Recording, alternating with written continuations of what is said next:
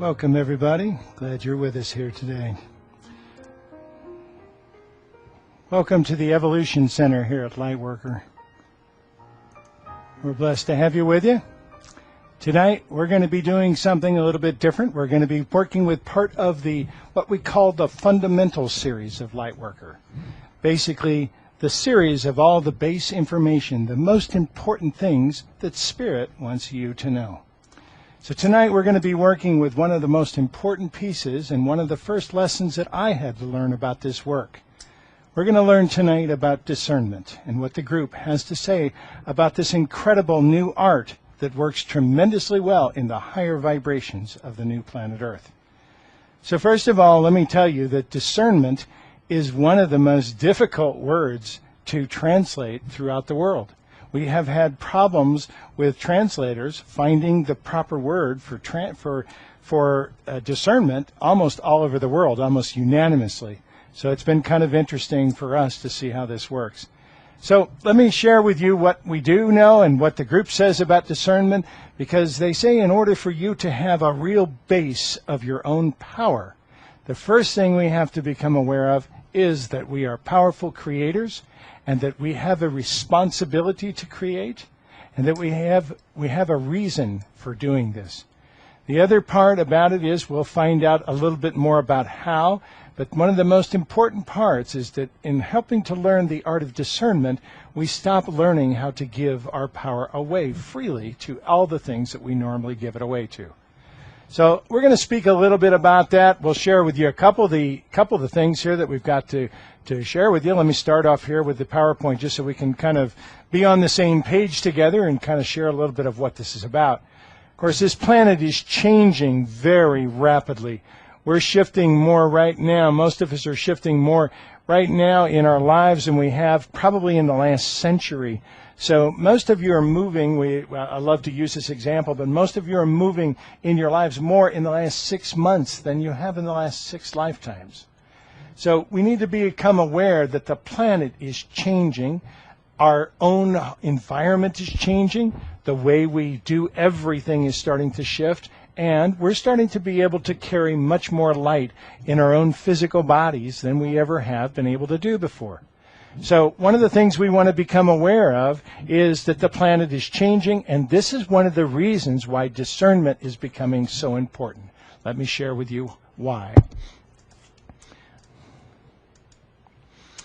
In the 12 paradigms, which are actually the material from the spiritual psychology book, in the 12 paradigms, and we will be talking about them individually, but discernment is the 7th paradigm. And in that, they simply say, learn to practice the art of discernment in making choices without judgment. And this is one of the big key pieces that I want to share with you here, that in the lower vibrations of who we have been all this time, we have been using judgment. We've been using judgment quite well. We have to judge something as good, bad, right, wrong, up, down, all the things that we have needed in the lower vibrations of who we have been. So what discernment is discernment is actually replacing judgment in the higher vibrations of the new planet Earth, whereas we have always used judgment up to this point. And the group says there is a problem with judgment because judgment requires labels, and we have been giving our power away to labels for far too long. I'll tell you more about that in just a few minutes. Let's go back to this for just a second because I want to share with you what they say about it. And it says, to monitor carefully what enters your field and to be discriminating about choosing only those things and ideas that complement your energy. Now, those are probably the most important things. In other words, what we are looking for is if it resonates with us, and this was the group's original words, if it resonates with your heart, then take it as your own, and if it doesn't, leave it without judgment. Don't call it bad. Because the moment you label something as good or bad, you have placed attachment on it, you have placed labels on it, you have placed judgment and all the other pieces. You've become intertwined with that piece at that point, and it's very difficult for you to pull back. So the idea is if you don't want something or don't like something, simply say, it is not for me at this time. Okay, so I'm going to get to, since I'm here in my Evolution Center, my office, I get to actually come over here and take one of the very first books that was ever printed, so I can kind of use that as an illustration. Very first books that was ever printed, of mine, I should say, of the groups. So anyway, and this was the first copy off the press of Remember. But we're all familiar with this because we go to bookstores all the time. And typically what you do is you'll read the back of the book. Sometimes the spine or something will catch your attention. You'll pick it up, and sometimes you'll read the inside flap a little bit, or you'll read some of the stuff on the back cover. And it'll either resonate with you or it won't. Now, a lot of times also we take a book home, and this illustrates a good choice of judgment versus discernment. Because judgment means making a blanket label. Discernment is going to be much more discriminating, and that's probably the best word to use. We're going to be discriminating about what we spend our energy on. We're going to consciously choose where and how to spend our energy and what to bring in our field that resonates with us. We all know that we're a vibration. We're vibrating. And if you bring something into your field that causes disharmony or a discord with your own vibration, then you have a problem with it. It takes away from your overall energy. I'm that way with rap music. Sometimes if I hear loud rap music that doesn't seem to have a tone, even though I do a lot of drumming and so forth, it drives me crazy. It's a discord to me. Yet there are many people that love rap music and many people that actually kind of harmonize with that and take that to the next level. So it's not about rap music being right or wrong. It's about, is it right or wrong for you? Does it add to you and take away from you? They're hollering at me for using those right or wrong words a minute ago, so I got to kind of back up and take that back. But it's not, is it right or wrong for you, but is it add to you or does it take away from you? So we go to the bookstore. We pick a book. Now you take it home, and you start getting into the book, and you start reading, and you go, okay, that was really cool. I like that illustration. That makes sense. You go through the whole thing, and pretty soon you go, I don't know if I agree with that. That was, I really like the first part of the book because this is just like, oh, magic. So anyway, you read through the whole thing, and finally you get to the end, you go, this is really stupid here. I don't know what I saw in this guy in the first place, but I didn't, and you throw the whole book out. That is judgment. And it's very difficult to do because we are taught to judge. We are taught to make yes and no decisions in a field of polarity. We're now moving out of that field of polarity, and it's very important for us to look at the higher, bigger picture. That's where discernment comes in. This is where we take a little bit of everything and only take those pieces that resonate with us. So with judgment, you throw the whole book out. With discernment, you get to keep the first chapters that really resonated with your heart. And you don't have to throw even that part out. That takes practice. It's not easy to do. And I'll tell you that right from the beginning. I've got to put this back. This is a very important book to me. So anyway, that's part of what we get to do as what we're doing is we're learning this art of discernment. So I'll tell you a little bit more about it here. Let's go ahead and finish this up. We do not have to be a part of everything. Rather, if we choose only what feeds and nurtures us, we have more to give others. It goes back to feeding yourself or filling yourself first, which is part of what we're learning to do. In the book, Welcome Home, we have this comparison chart. It's just a fun little way to look at things, but I want to kind of share with you about it because when we talk about the Earth evolving, the Earth is moving faster than she's probably ever moved before. And our own evolution is taking forms that we've never seen before like this. So it's absolutely incredible to see how much change this is going on. But take a look at some of this. Take a look at what's going on here because you've got a primary motivation of survival. And now we're not even worried about surviving anymore. So, you talk about the experience of time. We go from linear time to circular or now time. We go from polarity to good, bad, right, wrong, to just down to cause and effect. It doesn't make any difference whether it's right or wrong. What cause and effect does it have? We talked a lot about the work paradigm. We're actually going to do an entire one of these fundamental series on the changes in the work paradigm so that you can see kind of how that looks and where that's going from here. We'll also talk about your expressions of truth. The tools of truth are probably the most difficult part. This part right here, because the tools of truth, in discovering truth for each one of us, we have used judgment. And now that we're moving firmly into the fifth dimension, we're going to replace that judgment with discernment. And these are going to be some of the key pieces here that can help all of us to work with this energy a little bit more and to see a little bit more about what we are capable of doing exactly ourselves. Now, let me tell you some of the story about that here. I'll change cameras so we can get a little more comfortable here with this one. There we go. So anyway, I've got a little more space here to tell you about this, but I want to tell you about a story because this is really how discernment came to me. The group actually mentioned to me in the very beginning discernment, and I want to share with you how that came up because it turned out to be one of the most key pieces that they have used. I'll bring this mic up just a little bit more there we go. It's one of the key pieces, and what happened in the beginning when I first started channeling, I was channeling in a group in a room full of other people. It was actually at a Cryon message board, and this is where I walked in there completely unfamiliar with anything metaphysical, and I walked in there and just said, teach me, whatever you want to teach me. They taught me Reiki, they taught me Access, they taught me all these fun forms of healing, and they all started to channel, and people were starting to channel in this room, and all of a sudden, I started to channel. And it was really amazing, and I got a lot of support from this group in the very beginning because we were all trying to help each other and better each other. And I was kind of the new kid on the block. I came in there with practically no knowledge at all. So they all started talking to their guides, and they all started getting the names of their guides. And I was never able to get a name of a guide or anything. I think I heard them, but I'm not quite sure. It was kind of one of those things where I was just kind of pretending to be there with everybody. And then all of a sudden I started to get this information from the group, and I didn't doubt what I was getting. We all doubted in the beginning because when you start to channel, when you really start to channel, it feels like you. That's part of the problem with channeling. Is part of the reason that a lot of people don't channel. They think they're making it up. The group actually says there's two reasons. Number one, you think you're making it up and you don't trust yourself. So you don't trust it and you don't practice it. So those are the two main reasons or the two main focuses why people don't channel.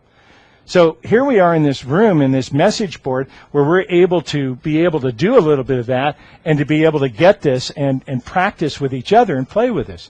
And we did, and we started doing this, and it's not long after this that really I started clearly hearing from the group and started doing things. In fact, the first Beacons of Light message that ever went out in February of 1996, and it went out to this group in this message board.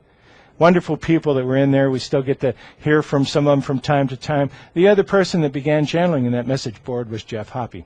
So with Tobias and with the Crimson Circle, and of course now he channels Saint Germain. But good friend of mine, and this is kind of where we kind of got started with the whole thing. So anyway, it was really interesting for me. So I started channeling right away. I didn't really know what to think of it, but it was pretty obvious to me that this was way above my knowledge. Furthermore, on top of that, I decided to put this out on a monthly basis and to start regularly channeling, even though I had no knowledge here at all. I had a gentleman call me at that time, a really interesting story, but he had written a book on channeling. He's a very famous channeler himself. So many of you know that I'm friends with Lee Carroll. It was not Lee Carroll, it was somebody else. And he had written a book on channeling about how you do it, what you need to do, how it works, and everything else. And I got to talk with him one day, and he says, do you need some advice? Do you want? And I have this old beautiful story that I tell about this whole thing. But one of the things he told me that was very important to me at this point when I first started the channel was he says, Steve, it could be the bad guys. So he says, you got to be careful here because it could be the bad guys, and you don't want to channel the bad guys. Well, first time I knew that you could even channel bad guys, so I wasn't too much aware of it. But I said, well, what do you do? And he says, well, just ask them. It's a rule. They have to tell you. So they have to tell you whether they're the good guys or the bad guys. So just ask them, have them identify themselves, and that'll take care of the problem. So I said, good. Oh, no problem. So in the beginning of the channeled messages, it was very difficult for me. I felt very awkward about it. I felt in the beginning like I was making a lot of it up. Probably the biggest piece that I had that made me feel otherwise was my father. My father was alive and absolutely read every piece that I ever wrote in the very beginning before he died. And he would call me up and say, you know, you can really tell here, Steve, where the group came in, and you can tell where you came in, and you can tell where they blended together, because he really knew me intimately well, of course, and he was able to see the rest of it. So it was really validating for me to have my father not only see the channel, but to honor the fact that I was different than the channel, and it wasn't just coming from me or something I was making up. So I had a tremendous boost from my dad, of all people at that time. That's why I dedicated the first book to him. He was actually a light worker that tried to do this way ahead of time. So I don't want to get too far off the story. I can talk all day about Dad in the beginning of channeling, but this was very important. I went back to the group and I said, I need to know some things, and I need to know 3 things. I want to know what your names are. I want to know what your rank is, or what your place in heaven, and I want to know what dimension you live in, because I'd heard things about dimensions. So, you know, I asked him 3 questions that I thought sounded very metaphysical, even though I wasn't really sure what any of those were. But I was looking forward to it because it meant that I could go back into this chat room, I could go back into this message board, and I could tell people who I was channeling for a change, because I wasn't able to say anything before that. I just wasn't able to say who it was I was channeling. So, went back to them, and they said, you've asked 3 questions, we're going to give you 3 answers. It's none of your business, it's none of your business, and it's none of your business. So right away, I remember my conversation earlier, and I said, okay, well, you must be the bad guys. And I told them, I actually verbally said to them, I said, you know, if you're not going to tell me who you are, I cannot channel you. And they said something to me that I'll never forget, because they said it with the most incredible love and understanding. I mean, they weren't angry, they weren't frustrated, they weren't. Here I was shutting the door on them, and all they said to me was, we honor all of your choices, no matter what they are. And then it became silent. And I didn't hear them the way I normally do. When I think of something now, they're right there on top of me, but they basically left me alone at that point. And I walked around for several days with this big hole in my heart, trying, you know, but also because of the fact that here I am in the message board and I'm learning how to channel, but I can't tell anybody who I'm channeling. What a frustrating experience that was. And now it looks like the channel's closed. So now it turns out I channel the best. It's kind of like you go fishing, but you don't catch a good fish. You catch one you have to throw back. So anyway, I was very upset about the whole thing, and really missing a part, because I felt so much love when I was channeling. I felt so much for me. It was benefiting me tremendously. So I went back to him after about 3 days, and Barbara tells the story of me walking around the house, basically in depression, even though I've never experienced depression before. But anyway, after about 3 days, I walked back to the group, and I said, I got an idea. I go, knock, knock, are you still there? And they came back and they said, of course we're here. We would never leave you. And I said, if you won't tell me who you are, then tell me why you won't tell me who you are. And I thought, oh, this is great. This is good. I can trick them into telling me something that was... And they laughed. They thought it was hilarious that I would come up with that wonderful situation. And they also became excited. And they said, that is the perfect question. And that is the question we would love to answer. And we're going to answer it with one word: discernment. We don't want to give you a label, because humans put too much into the labels. They give their power away to labels all the time. And we're finding out on planet Earth it's not working anymore. So what they were offering was something entirely different. And they said, we want you to take everything that comes through you and run it through your own filters of your own heart, and only take the pieces that resonate with you. Leave the rest without judgment, but leave the rest as not for me at this time. And I took this in, and I'm going, okay, this makes sense. I understand completely with what you're saying, but as having a bit of a marketing background myself, that puts you in a very difficult business situation of calling this the group. In fact, I never did call it the group. I never did come up actually with that label. It was kind of a default label that we put on it. Because I would go back into this message board and I would write these monthly messages, and people would ask me, they would say, you know, who are you channeling? And I'd say, I don't know. It's just this, I was aware it wasn't a single entity, but I'd say, I don't know. It's just this group of entities back over my shoulder, back over here. At the time, I started reading the Cryon books, and I started actually going to a couple of Cryon channels. Marvelous, but it was also a single entity with a very strong personality. So you could kind of tell that, you know, that was all coming from one persona. I didn't have that same feeling. And it was a little more confusing for me because I was very much aware that it was multiples and that it changed. Sometimes somebody moved to the front to say something important. Sometimes somebody moved back. So it was a little harder for me to really keep track of all that. And I wanted to go in too and just tell people what it was. But as a result of this started very slowly. And I do believe that our work with Lightworker, even though it's been going for 14 years, I believe that it did not take off for a long time because of the fact that people did not trust that name, the group. And I do believe that they still look at it with the labels. Here's where the word the group came from. They would come back to me and say this group over my shoulder, and then somebody would say, well, what does your group say about that? And I'd come back and say, well, this group says this. And that's where the group actually came from. It was kind of a default answer. But they didn't want to use the labels. Later, about 3 or 4 years later, they actually told me they were from the angelic realm, and they were from the heart of what we call the family of Michael. And that's all that they would say. They would not tell me their names or their positions or what they did.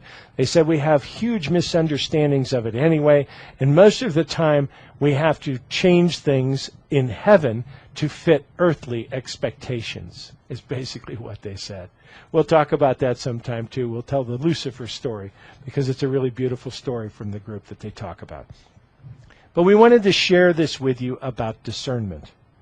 Because discernment is a whole new level of working with things without having to give our power away. Now, if you go back to the triality, and you know that things used to be only light and dark, good and bad, up and down, right and wrong, all the rest of it, and we only see in that flat line, that is changing to a field of triality where we now have a new point, a new connection, if you will, to our own higher self, to be able to hear our own spirit carry more of our light in our own body. And because of that, we have now not a flat view, but we have more of an overview to be able to see more of the overall piece. It's no secret to tell you where this is going. It never was a flat line. It's not even a triangle. It's really a big circle. We're just getting little new points on this circle that allow us to see things in new ways. So we ask you to start looking at discernment. Instead of calling it right or wrong, good or bad, up or down, black or white, love or fear, simply back off, take a view from the higher self, and see what adds to you at that moment. And see how you can start bringing in only pieces that add to your being and to your joy and to your passion. These are the things that are going to help not only you step into your higher vibrations, but also work to help all the people around you and to help in those areas. We'll move this back over here for just a moment because I want to share with you one last piece over here. Here we go. Oh, I guess I went the wrong way. There we go. Anyway, wanted to share with you a little piece about the final part about discernment, because it's important to keep in mind we're not perfect human beings. We know we're going to make mistakes. We know we're going to do things sometimes that don't make sense to people. We know that we have a huge impact on this world sometimes that we don't really always know what that impact is or what that's like. But sometimes it's very difficult for us to see the effect on the world around us. If you will not worry so much about the actual impact that you have on the world and worry about clarifying your own vibration, this is a time where you'll be able to take this energy very clearly for yourself and to start to use it in ways that you've never used it before, starting with yourself and starting with working with the energy of your own discernment, of bringing things into you that help make you whole. One last piece I'll tell very quickly because it was a really beautiful story. We were asked to speak at the United Nations in New York City. We've actually presented 5 different times at the United Nations on 2 different continents. 3 times in Vienna, Austria at the VIC, which is the Vienna International Community, which houses the United Nations, the Atomic Energy Agency, and many other agencies. And then the headquarters in New York we spoke at twice. During one of the entrances there, we had a lady who was hosting us who really was not that familiar with our work, and the first time we went there, she said she did her best to introduce us. And we were there in front of, I think, about 75, 80 people in the room. The room was full, so I don't even know how many people were in there, but it was really a nice place to be. A lot of excitement, some faces like anywhere that we knew well and some that we didn't. And she comes in, and I started to prepare to channel because we only have an hour from the time we get in to the time we have to leave. So we get in to do the channel, and we're sitting there, and she says, "This is Steve Rother, and he channels the group. The group's from the angelic realm, and they see everything, and they know everything, so listen to every word they say." And we began the channel right away. The group came in immediately and says, "Please do not listen to every word we say." And they gave a beautiful message on channel, and they gave a beautiful message on discernment, and about taking only those pieces that resonate with you. We know it's hard sometimes because society, our lives, our families, our friends expect certain things from us, and we tend to go in those directions just to keep the norm and not shake the world, so to speak. But it's time to start shaking the world. It's time to also start looking very fearlessly and openly at a lot of different possibilities for expressing truth on planet Earth. It's no longer limited to judgment. Now, we can honestly use discernment. This has been part of the fundamental series here at Lightworker, and we will offer as many of these to you as we can in order to help you understand our fundamental base understandings of life from the group. Espavo, everyone. Thank you.